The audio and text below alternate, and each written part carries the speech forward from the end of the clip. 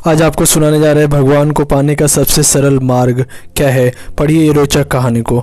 हमें अपने अंदर बैठे ईश्वर अंश, क्रोध, लोभ, मोह और अहंकार रूपी भेड़ियों से रक्षा करनी चाहिए। एक गांव में एक बुढ़िया माई रहती थी। माई का आगे पीछे कोई नहीं था, इसलिए बुढ़िया माई बेचारी अकेली रहती थी। एक दिन उस गांव में एक साधु आए। बुढ़िया माई ने साधु का बहुत ही प्रेम पूर्वक आदर सत्कार किया। जब साधु जाने लगे तो बुढ़िया माई ने कहा, महात्मा जी, आप तो ईश्वर के परम भक्त हैं।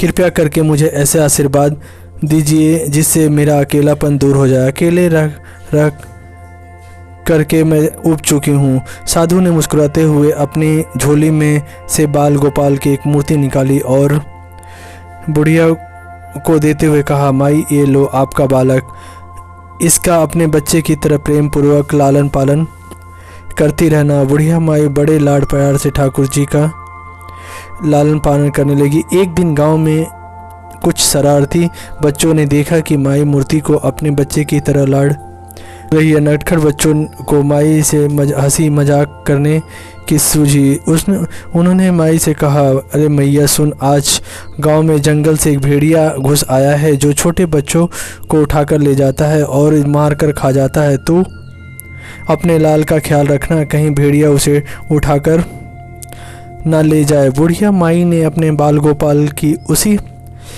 समय कुटिया में विराजमान किया और स्वयं लाठी छड़ी लेकर दरवाजे पर पहरा लगाने के लिए बैठ गई। अपने लाल को भेड़िया से बचाने के लिए बुढ़िया माई भूखी प्यासी दरवाजे पर पहरा देती रही। पहरा देते देते एक दिन बीत गया, फिर दूसरा दिन, तीसरा दिन, चौथा दिन और पांचवा दिन बीत गया। बुढ़िया माई 5 दिन और 5 रात लगातार बगैर पलके झपकाए भेड़िए से अपने बाल गोपाल की रक्षा के लिए पहरा देती रही। उस भोली भाली मैया का यह भाव देखकर ठाकुर जी का हृदय प्रेम से भर गया।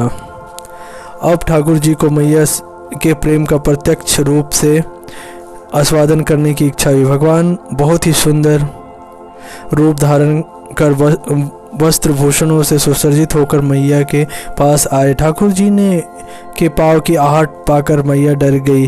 कहीं दुष्ट भेड़िया तो नहीं आ रहा है मेरे लाल का उठाने। मैया ने लाठी उठाई और भेड़िया को भगाने के लिए उठ खड़ी हुई। तब श्याम सुंदर ने कहा, मैया मैं हूँ, मैं तेरा वही बालक हूँ जिसकी तुम रक्षा करती हो। मैया ने कहा, क्या, चल हट, तेरे जैसा बहुत देखे हैं, तेरे जैसे सैकड़ों अपने लाल पर निछावर कर दूँ। अब ऐसे मत कहियो, चल भाग जाए यहाँ से। ठाकुर जी मैया की इस भाव और एक निष्ठता को देख कर बहुत ही ज़्यादा प्रसन्न हो गए। ठाकुर जी ने मैया से बोला, अरे मेरी भोली मैया, मैं त्रिलोकीनाथ भगवान हूँ, मुझसे जो चाहे वर मांग ले, मैं तेरी भक्ति से प्रसन्न हूँ। बुढ़िया माई ने कहा, अच्छा आप भगवान हैं, मैं आपसे 100 प्रणाम करती हूँ। कृपया कर मुझे यह वरदान दीजिए कि मेरे प्राण प्यारे लाल को भेड़िया ना ले जाए। अब ठाकुर जी और ज़्यादा प्रसन्न होते हुए बोले, तो चल मैया, मैं तेरे लाल को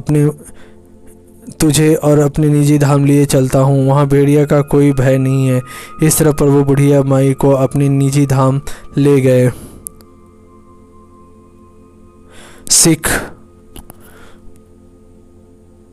इस कहानी से शिक्षा मिलती है कि हमें अपने अंदर बैठे ईश्वरी अंश की काम, क्रोध, लोभ, मोह और अहंकार रूपी भेड़िए से रक्षा करनी चाहिए। जब हम पूरी तरह से तन्मय होकर अपनी पवित्रता और शांति की रक्षा करते हैं तो एक न एक दिन ईश्वर हमें दर्शन जरूर देते हैं। भगवान को पाने का सबसे सरल मार्ग है भगवान से प्रेम करो और निष्काम प्रेम, जैसे बुढ़िया माई ने किया था।